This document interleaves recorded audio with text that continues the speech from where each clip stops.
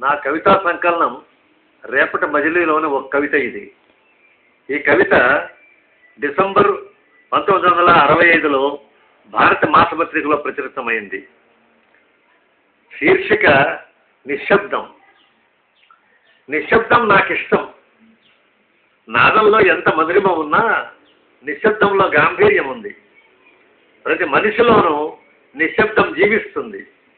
ఒక క్షణం మధురంగా, మరొక క్షణం మ్లానంగా, ఆకాంక్షలను రూపొందించే ఆలోచనల్లో, అనుబంధాల్ని నెవరేసే అనుభూతుల్లో నిశ్శబ్దం దాగుంది.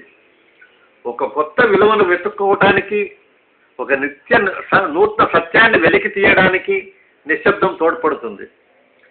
శిఖరాన్నందుకున్న మలిన వాంఛ పాశవికతలో పరవశిస్తున్నప్పుడు, ఎన్నో ఏళ్ల పాటు మమత పెంచిన హృదయానుబంధం పుట్టుకున తెగిపోయినప్పుడు, హృదయంలో ఇదివరకే హత్తుకున్న అనుభూతుల సాయంతో బ్రతుకులో ఎదురైన పరాజయాలకు కారణాలు వెతుకుంటున్నప్పుడు, మనిషి నిమిత్తమాత్రుడైన మహా విపత్కర పరిస్థితిని సమీక్షిస్తూ మానవాతీత శక్తిని అంచనా వేస్తున్నప్పుడు, పవిత్రత పాపాల జారుడ మెట్ల మీదుగా పతనావస్థలోనికి దొరికినప్పుడు, పతనమైన మనుగడలో చివరి ఆశగా పశ్చాత్తాపం నిలిచినప్పుడు, ఇవన్నీ జరిగినప్పుడు నిశ్శబ్దంలో ఊరడెల్లుతుంది జీవితం.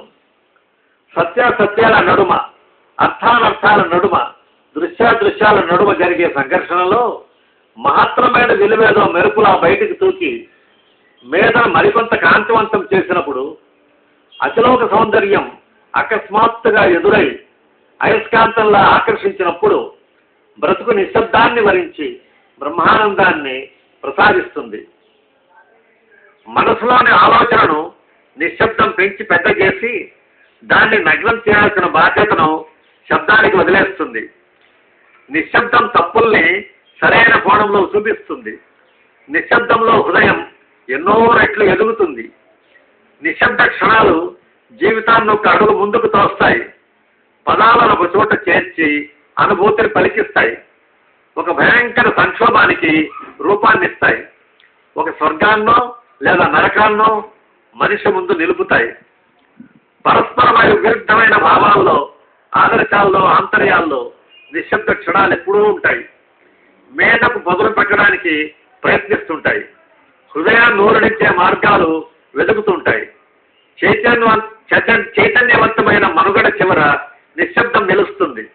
ఇంకేమీ మిగలదనుకున్న చోట నిశ్శబ్దం మిగులుతుంది.